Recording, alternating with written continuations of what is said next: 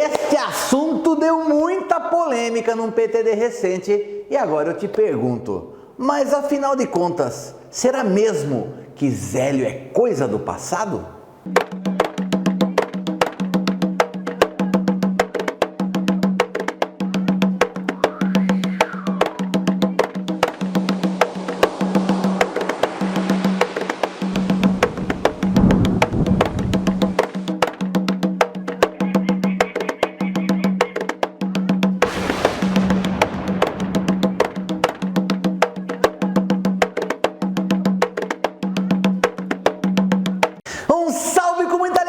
Família Mãe de Boa, como é bom estar aqui na sua presença novamente. Vocês que são da família, vocês sabem tudo que nós passamos e eu continuo pedindo que vocês confirmem a inscrição, deixem o like até o joinha ficar azul e comentem várias vezes aqui no YouTube mesmo, deixem vários comentários, isso ajuda. Aí você pode perguntar, mas Márcio, mas não melhoraram os números? Eu falo assim, num primeiro momento, sim. A nossa preocupação é ter confiança e confirmação de que os números ficaram estáveis. É só isso que eu estou pedindo, por isso eu já falei, pelo menos por um mês, eu vou pedir que vocês deem like, compartilhem com todo mundo, comenta várias vezes, dá aquela força pro canal. Você sabe da família Mãe de Boa, você que é da família Mãe de Boa, sabe por tudo que nós passamos aqui. O vídeo de hoje é um vídeo bastante interessante, porque num PTD muito recente, nós recebemos uma pergunta que a pessoa relatou que a mãe de santo dela havia dito que Zélio de Moraes era coisa do passado. E até aí tudo bem, era um PTD, foi uma pergunta do PTD, tranquilo. Não foi tranquilo. Eu recebi um monte de mensagem, pessoal, de gente comentando do que se está falando sobre Zélio de Moraes por aí, e eu admito para vocês que eu fiquei chocado. É impressionante, para mim foi assustador perceber que pessoas que se dizem umbandistas, inclusive pessoas que nasceram em doutrinas que admitem plenamente que Zélio fundou a Umbanda, falando absurdos de Zélio de Moraes. Entre tudo que eu ouvi, a ideia básica é que nós devemos pegar o que Zélio de Moraes fez e jogar fora, porque a Umbanda é outra hoje, é completamente diferente do que Zélio fundou.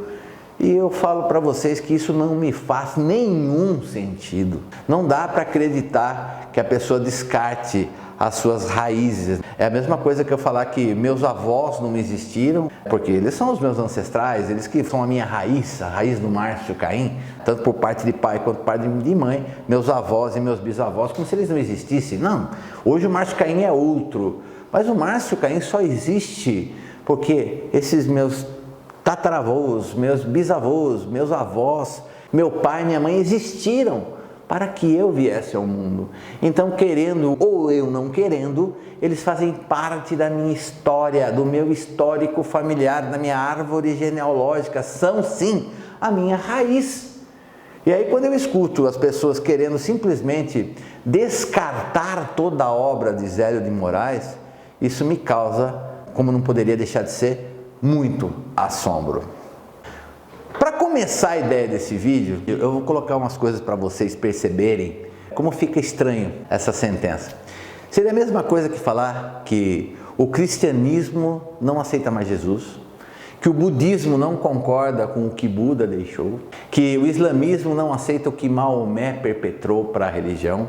Seria a mesma coisa que o espiritismo sem Allan Kardec. Não tem sentido. Se você falar assim, não, o espiritismo não vai aceitar mais as obras de Kardec, acabou o espiritismo. Cristianismo sem Jesus, a mesma coisa. Budismo sem Buda, a mesma coisa. Umbanda sem Zélio de Moraes é a mesma coisa. Não dá para você pensar sequer de que a Umbanda possa existir sem Zélio de Moraes. Mas aí vem a crítica e os argumentos que esses, sei lá, não são diretamente colegas de trabalho, mas falam tão mal de Zélio, que a Umbanda de Zélio é uma Umbanda atrasada, que a Umbanda de Zélio não tinha Exu, que a Umbanda de Zélio não tinha tabaco, que a Umbanda de Zélio era uma Umbanda racista, porque tentou embranquecer a religião africana. Mas, gente, é tão assustador as coisas que eu escuto, Só por causa de tudo isso, nós pegamos tudo que Zélio fez, deixou, as experiências, as mensagens, a postura de Zélio, amassamos e jogamos na lata de lixo, no cesto de lixo, é isso? É isso que você quer me dizer? Olha pessoal, acabei de citar fundadores de grandes religiões e suas respectivas doutrinas. Se você pegar o que Jesus deixou para o que nós fazemos hoje, é tudo muito diferente. O budismo que Siddhartha Gautama fundou também é muito diferente hoje do que era no seu início. Inclusive o islamismo tem muitas vertentes que Maomé certamente não concordaria. É natural que uma religião ela modifique, ainda mais hoje em dia, com a velocidade de informação, com a internet disponível para todo mundo, é natural que uma religião se transforme rapidamente, numa velocidade muito maior do que aconteceria há 100, a 200 anos atrás. Então, é natural. E uma coisa eu falo para vocês, eu tenho absoluta certeza e concepção de que tanto Zélio de Moraes quanto o Caboclo das Sete Encruzilhadas sabiam que essas coisas todas iriam acontecer. Eles sabiam que a Umbanda ia crescer, eles sabiam que a Umbanda ia se diversificar, eles sabiam que a Umbanda ia ter muitas vertentes que seriam inclusive contrárias ao que o próprio Zélio deixou, mas nunca falaram nada. Eles sabem que a espiritualidade vai atuar e no decorrer dos anos, do tempo, vai ficar, resistirá aquilo que verdadeiramente se sintoniza com a espiritualidade superior. Então assim, Zélio sabia. Eu falo isso porque conversando muito com o Pai Ronaldo falava que Zélio de Moraes, ele tinha uma capacidade de enxergar o futuro com uma clareza que era assustadora, que era incrível. Mas isso não justifica, gente, nós pegarmos tudo que Zélio deixou e jogar fora. Por quê? Por um motivo muito simples. Primeiro que ele foi quem cunhou o nome Umbanda. Foi ele também que criou o primeiro ritual de Umbanda, a primeira ritualística de Umbanda foi ele. A ideia primária, o pilar principal da Umbanda foi lançado pelo Caboclo das Sete Encruzilhadas, que tudo seria baseado na caridade. Agora vamos ver o que o pessoal fala. Ah, a Umbanda de Zélio não tinha tabaque. Bom pessoal, se na tenda espírita Nossa Senhora da Piedade não existia tabaque, como não existe até hoje, na minha opinião modesta, é por uma coisa muito simples. É porque tanto o Zélio quanto o Caboclo não queriam chamar atenções indevidas no momento que eles estavam iniciando a religião. Eles já despertaram olhares não tão amigáveis, tanto dos espíritas da época quanto dos católicos da época, lembrando que a Igreja Católica tinha uma força muito grande e eles sabiam que se despertassem ou chamassem por demais a atenção, poderia ter uma religião que nascesse morta, a semente não floresceria como deveria. Então, não ter atabaques foi uma forma de não chamar a atenção indevida. Por que eu falo isso? De onde que eu concluo isso? Que nos terreiros que Zélio funda futuramente, a partir de 1918, esses terreiros passam a ter atabaques. Essa para mim já é uma explicação que já deixa claro por que Zélio não tinha. Ele não queria chamar atenção no começo da Umbanda. Depois, quando a Umbanda já tinha 10 anos e aí por diante, os terreiros foram sim agregando atabaques à sua ritualística, ao trabalho espiritual em si. Uma outra coisa que eu escuto muito, imagine, Zélio fazia desobsessão em mesa, isso é coisa de espiritismo. Bom pessoal, para isso eu tenho uma explicação muito simples. Qual era a ideia do Caboclo das Sete Encruzilhadas com a Umbanda, quando ele trouxe a Umbanda para a Terra? Era ter um trabalho espiritual onde todas as entidades benfeitoras, utilizando a vestimenta fluídica que desejassem, desde que desejassem fazer o bem e ajudar as pessoas, pudessem se manifestar. Desde o começo ele falou, as entidades mais atrasadas nós ensinaremos e com as entidades mais adiantadas nós aprenderemos. Então a ideia qual que era? Ele pegar o modelo do espiritismo que já existia, que as pessoas já estavam acostumadas, já estavam habituadas, já era popular, e fazer com que esse espiritismo recebesse o caboclo, permitisse a chegada do preto velho, entendeu? O uso do cachimbo do preto velho, por exemplo, do brado do caboclo, do charuto do caboclo, isso foi aos poucos sendo agregado à religião, mas assim, ela começou como se fosse um espiritismo. Tanto que a mesa de desobsessão, que ela existia também em outros terreiros que Zélio fundou, ela simplesmente existe até hoje na Tenda da Piedade. Eu não sei se eles a utilizam ainda como mesa de desobsessão, mas que ela está lá, eu sei que está. Então assim, a ideia era fazer um espiritismo mais aberto. E depois a própria Umbanda, conforme chegavam médiuns de outras religiões, vindos das macumbas cariocas, vindos do candomblé, do culto de nação, foram agregando outros elementos que o caboclo das sete encruzilhadas permitiu. Então assim, a Umbanda começa como um espiritismo de portas abertas e depois que ela vai se modificando. Hoje é raro a gente encontrar um terreiro de Umbanda que ainda tenha uma mesa. Eu conheci muitos terreiros que tinham uma mesa postada dentro do congá e eu perguntava, por que essa mesa ela não ocupa espaço? Ah não, é porque a tradição, o Zélio tinha uma mesa, então a gente deixa essa mesa caso alguma entidade deseje usar. Conheci terreiros desse tipo, dessa estirpe. Então, não tem nada errado com isso, gente. Não começou a ser uma coisa diferente, uma Umbanda completamente africanizada do dia para a noite. O caboclo foi permitindo o ingresso dessas tradições aos poucos dentro da Umbanda. Outra coisa que muita gente fala, esse negócio de Umbanda não começou com o Zélio, imagine! Caboclo e Preto Velho incorpora há quanto tempo no Brasil? Muito antes de 1900. E é verdade, eu concordo, é verdade. Existem relatos históricos disso. Existiam já no século XIX os candomblés de caboclos, que os médios incorporavam, não o orixá Oxóssi, mas caboclos, como a gente incorpora na Umbanda. A incorporação de pretos velhos, ela era muito comum antes da chegada da Umbanda. Tanto tem uma história muito interessante, que Zélio de Moraes, quando ele estava muito doente, ninguém sabia o que acontecia com ele, a mãe levou ele numa benzedeira. Existe alguma dúvida sobre o nome, mas provavelmente seja Dona Cândida. E Dona Cândida, quando foi benzer o Zélio, ela incorporou um preto velho chamado Tio Antônio. Não existia Umbanda até aí. Isso foi no dia 14 de novembro de 1908. E o preto velho que ela incorporou, que ela chamava de Tio Antônio, benzeu o Zélio e falou que o caminho dele era na caridade. E daí, no dia 15 de novembro, na Federação Espírita de Niterói, chega o Caboclo das Sete Encruzilhadas, uma história que eu creio que a maioria de vocês já conheçam o que acontece daí por diante. Então sim, a incorporação de caboclos, de pretos velhos e até algumas outras linhas, como os próprios marinheiros e boiadeiros, já existiam antes da fundação da Umbanda, já existiam. Mas o que aconteceu? E por que então que Zélio que fundou a Umbanda? Porque a Umbanda da caridade, a Umbanda focando as coisas mais simples, a Umbanda que aceitava qualquer tipo de médium, a Umbanda que foi permitindo que essa herança do candomblé e do culto de nação fosse chegando. Com este ritual, quem começou e quem deu o nome de Umbanda foi o Caboclo das Sete Encruzilhadas. O formato geral, a doutrina da religião baseada na caridade, quem fez tudo isso foi o Caboclo. Aí tem muita gente, inclusive no primeiro Congresso Nacional de Umbanda falou-se isso, e o pessoal da Umbanda esotérica, que segue a ideologia do W da Mate Silva, fala que a Umbanda é ancestral, é milenar, ela existe no mundo desde o tempo da Atlântida.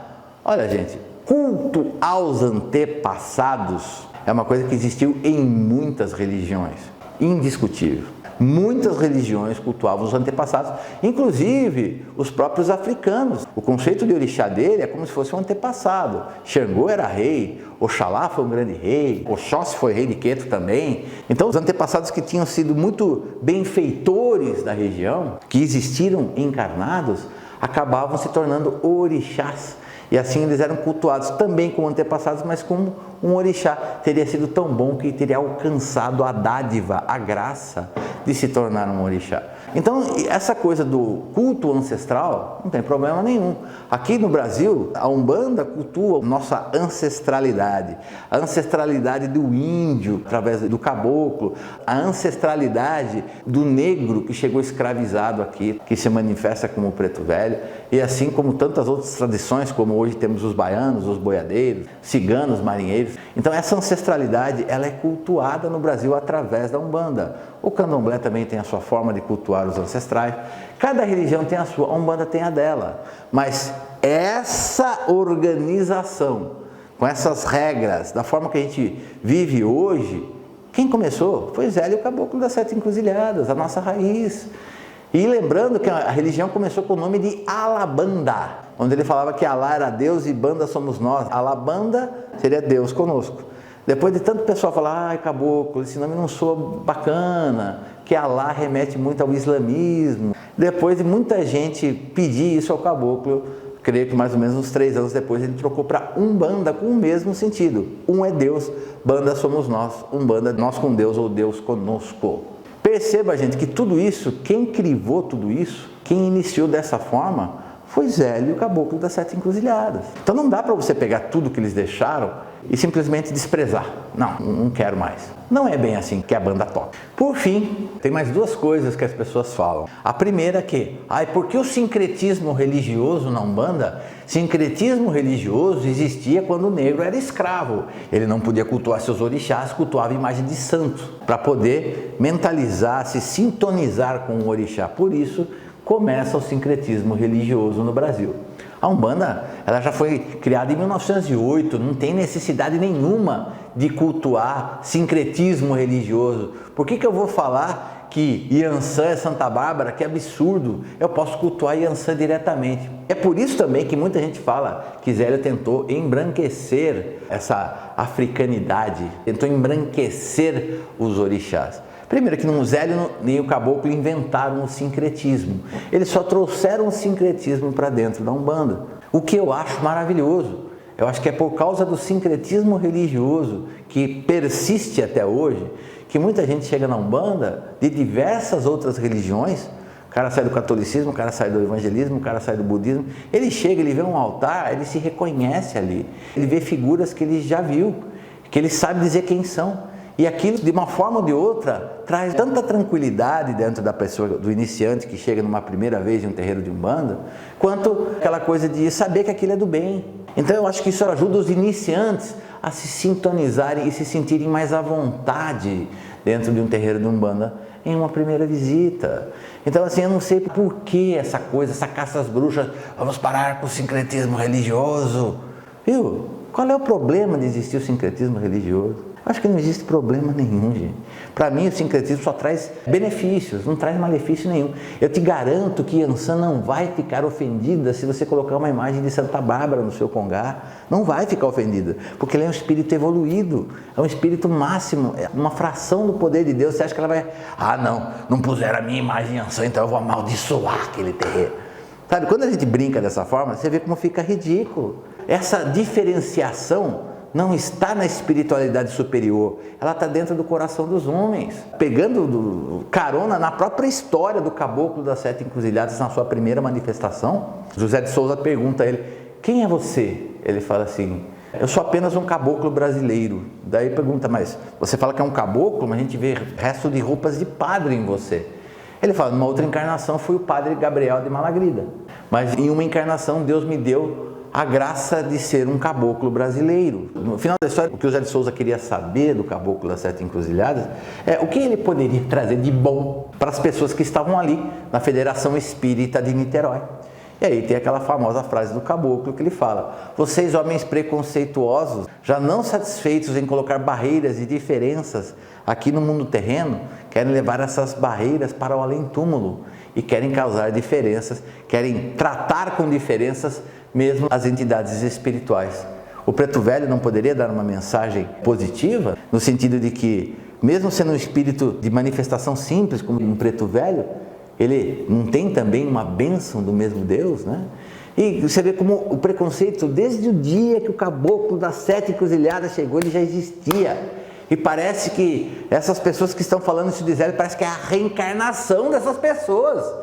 Aí tem que parar, gente, de querer causar grandes transformações na Umbanda, porque a mudança ela já vai acontecer naturalmente. A Umbanda tem que se adaptar. Agora, você querer, como diz minha mãe, ela falar que isso é procurar chifre na cabeça de cavalo, eu concordo. Você está querendo inventar coisa onde não existe. E por que as pessoas fazem isso? Olha, gente, cada um tem um motivo, cada um tem uma forma de pensar. Eu não vou aqui criticar, não vou citar nomes aqui. Não é o papel do Mandiboa fazer isso. A gente está falando aqui com relação a uma ideia. Mas de verdade, eu percebo que algumas dessas pessoas que falam essas coisas contra Zélio, para mim está uma coisa muito clara pelo que eu observei.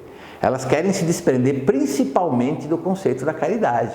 Elas querem criar uma Umbanda onde eles possam fazer o que eles quiserem. Que eles possam fazer o bem, que possam fazer o mal, que possam cobrar por trabalho, que possa inventar uma forma de ganhar dinheiro através de uma tenda de Umbanda. E isso é uma coisa que Zélio abominava e ele deixou um exemplo de vida, onde ele trabalhou muito, tanto materialmente quanto espiritualmente, para que as tendas de Umbanda ficassem abertas e nunca cobrou um centavo de ninguém.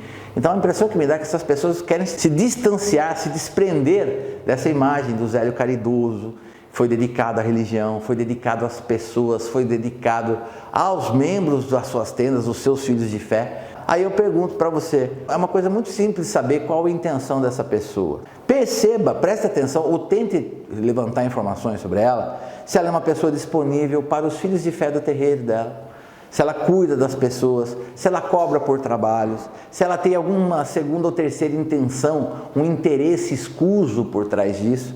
Porque eu sou fechado com o Zélio de Moraes. Eu já falei isso em outros vídeos do canal e vou repetir isso agora. Quando eu estou numa situação dentro do Tufra, que eu tenho dúvida, eu sento, faço uma oração e me pergunto, o que Zélio faria no meu lugar? Como Zélio procederia? E eu sinto que vem uma resposta sempre pelo caminho mais simples, sempre pelo caminho da caridade, sempre evitando o conflito, evitando a confusão. É esse caminho que eu sigo. Então Zélio para mim é muito importante até hoje. O Caboclo das Sete Encruzilhadas é importante para mim até hoje. Agora parece que as pessoas que não querem viver essa experiência, sabe, de se doar às pessoas, eles querem ficar longe disso. E eu digo mais, gente, nós aqui no Bande Boa, todo mundo sabe, não é novidade para ninguém, nós temos nosso trabalho gratuito aqui no YouTube e temos sim uma escola de Umbanda. Ponto. Hoje é o Instituto Cultural Pietá que cuida dos cursos do Bande Boa EAD. A gente ganha dinheiro disso. Agora, quem é aluno no Bande Boa EAD sabe que a gente responde aluno, cuida de aluno, trata de aluno, orienta o aluno. Eu não estou ali só para responder pergunta do curso. As pessoas fazem perguntas de todo quanto é tipo para mim. E eu respondo, eu podia falar, não, isso aqui não tem nada a ver com o curso. Não. Ou a pessoa pede, eu preciso de oração. Eu paro, firmo a vela, gasto vela. Eu não gasto, eu faço de coração. E não é cobrado nada das pessoas por causa disso. Porque nós não estamos preocupados com a mensalidade que entra. Claro, o dinheiro é importante para as nossas vidas, não resta dúvida. Mas nós estamos preocupados com a pessoa, com o ser humano. O ser humano que sofre, o ser humano que quer aprender, o ser humano que quer melhorar. É para isso que nós fazemos. Porque é isso que eu aprendi com o exemplo de Zélio de Moraes. Eu não tenho que estar aqui para tomar dinheiro das pessoas. Eu tenho que estar aqui para estar disponível para as pessoas. É para isso que existe um sacerdote. Dentro do Tufra eu falo isso quase como um mantra. Eu estou disponível para todos. Em primeiro lugar, os meus filhos de fé. Em segundo, todos aqueles que precisarem de ajuda. Quem conhece meu trabalho dentro do terreiro sabe quem eu sou. Não existe esse negócio, eu vou cobrar para fazer gira, ou se não, vou pôr um limite para entrar. Claro que está acontecendo isso por causa da pandemia. Estou seguindo normas, eu não estou inventando nada. Mas quando não tinha pandemia, chegamos a ter 280 pessoas de assistência dentro do Tufra e todo mundo foi atendido. Cansa, claro que cansa. Mas viu, se você quer ter bênção, você não quer ter sacrifício, você quer alcançar uma coisa muito maior na sua vida e você não quer dar nada em troca, isso não existe. Dentro do Tufra, eu acredito que pelo menos a maioria das pessoas, né, a gente não faz aquilo ali objetivando, eu vou ser bom para receber uma bênção. Não, a gente faz porque sabe que as pessoas precisam. A gente faz sem pensar no que a gente vai receber. Pode ser que a gente não receba nada do espiritual, mas eu garanto que toda vez que a gente faz com desprendimento, a gente alcança. Agora eu pergunto, esses sacerdotes que criticam tanto o Zélio de Moraes, será que eles realmente estão preocupados com as pessoas? Será que eles estão disponíveis para as pessoas? Ou será que eles estão preocupados em andar com segurança? Será que eles estão preocupados em saber quanto que o terreiro deu de faturamento? Porque o terreiro para eles é uma empresa, tem que faturar. Eu, no final dos trabalhos do Tufra, tenho a reunião da equipe espiritual ao final de toda a atividade espiritual dentro do Tufra. Eu quero saber como é que foi, todo mundo passou bem, quem passou mal, tivemos problema, não tivemos problema. Estamos preocupados com pessoas. Eu não chamo o meu tesoureiro para perguntar quanto que entrou de dinheiro, alguém pagou mensalidade. Isso não existe. A gente tem sim o tesoureiro que, obviamente, ele cobra os filhos da casa, nós precisamos da mensalidade para pagar as contas da casa. Mas a equipe espiritual não está preocupada com isso. Agora, será que essas pessoas que estão criticando tanto o Zélio não estão inventando subterfúgios para inventar uma nova Umbanda? Porque o nome Umbanda vende muito, né? Ninguém quer abrir mão do nome Umbanda, que Zélio e o Caboclo das Sete Encruzilhadas criaram para a nossa religião. Ninguém quer abrir. Tanto que você vai Brasil afora, você vê cada coisa absurda, que não tem pé, não tem cabeça, só faz o mal, que cobra fortunas, que mata animais. E fala que é Umbanda. Não, isso não é Umbanda, amigão, desculpa. Eu sou uma pessoa que não tenho muitas papas na língua. Isso não é Umbanda. Umbanda trabalha firmada na caridade. Podemos aceitar uma ou outra coisa, sim, mas tem que ter caridade. Se você não tem caridade, você não está fazendo Umbanda. Agora, usar o nome Umbanda, todo mundo quer. Posar de gatinho do lado do nome Umbanda, todo mundo quer. Fazer caridade, estar à disposição para os outros, porque ser umbandista e ser sacerdote, você tem que ter o desejo primeiro, a primeira intenção é o desejo de estar disponível para as pessoas, de ajudar as pessoas, de transformar a vida das pessoas de alguma forma. E isso consome tempo, às vezes até dinheiro, e você não recebe nada financeiramente por isso. Você está ali para ser apenas um instrumento da espiritualidade superior. Agora eu deixo para você julgar. E para fechar, pessoal, o pessoal sempre fala assim, o ritual que nós fazemos na Umbanda hoje não tem nada a ver com o que Zélio fazia, mas não tem mesmo. Não tem nada a ver. A Umbanda foi crescendo, se diversificando, ela foi mudando. E Zélio, ele assistiu parte das mudanças que aconteceu dentro da Umbanda. E daí você vê, Zélio assistiu tudo isso. Uma das poucas coisas que Zélio falava, por exemplo, frases de Zélio. Zélio falava assim, eu não preparo coroa de médium nenhum. Zélio falava, meus guias nunca pediram para sacrificar animal nenhum. Zélio também falava que ele não era contra Exu, ele achava que era um trabalhador importante do astral, que já tinha aceitado trabalhar para o bem, mas que ele se preocupava com a incorporação, tanto de criança quanto de Exu, porque ele acreditava que era muito fácil do médium mistificar, do médium fingir que está incorporado. Mas ele não criticava. O primeiro trabalho de Exu como corrente aconteceu na tenda São Jorge na década de 30. Sabe, gente? Então tem coisas que você precisa, antes de vocês falarem, estudem. Outra coisa, não dá. Se a gente tirar Zélio de Moraes, a gente desprezar Zélio, então nós temos que mudar a religião de nome. Se você quer criar uma nova religião, eu não acho necessário, mas se você acha que cria sua nova religião, não tem problema nenhum não. Mas não fala que é Umbanda e não vem querer enxovalhar ou destruir as raízes daquilo que tornou tudo que a gente vive hoje possível. É só isso que eu queria deixar para vocês. É um vídeo importante, um vídeo de alerta, um vídeo de atenção, um vídeo de desabafo. Fazemos uma Umbanda diferente do que Zélio fazia? 1000 anos-luz de diferença. Mas isso significa que eu tenho que desprezar Zélio? Não. O exemplo da caridade, o exemplo da dedicação, respeitá-lo como fundador da Umbanda, saber que o caboclo das 7 encruzilhadas, aquele que incorporava em Zélio, ele não incorpora mais, mas ele cuida e coordena os trabalhos de Umbanda no astral. A gente tem que entender todas essas coisas, porque aquele que não respeita a sua própria história está condenado a um futuro terrível. É só isso que eu tinha para falar para vocês. E este foi o vídeo de hoje. Um vídeo que eu faço, gente, é quase um desabafo, porque eu fico muito triste de ver pessoas falando esse tipo de coisa. E não importa, se você quer deixar sua opinião, eu gostaria de saber a sua opinião sobre esse tema, desce aqui embaixo e deixa o seu comentário. Eu vou ler todos os comentários, deixe muitos comentários. Tá difícil, mas tá demorando 2, 3 dias, mas estou lendo todos os comentários. Não deixe de compartilhar, gente. Compartilha com as pessoas precisam conhecer a verdade sobre Zélio. E pede para as pessoas se inscreverem no canal também. Confirma, se você está inscrito, veja se você já deixou o like. Se você não deixou lá no começo do vídeo, deixa agora, até ficar azul. Ficou azul, tá bacana. E sabe o que eu quero? Eu quero que você fique de boa. Peço ao meu Pai, Oxalá, meu Pai, abençoa a nós da Umbanda e a todos os umbandistas, Pai, todos os sacerdotes e pensadores da nossa religião.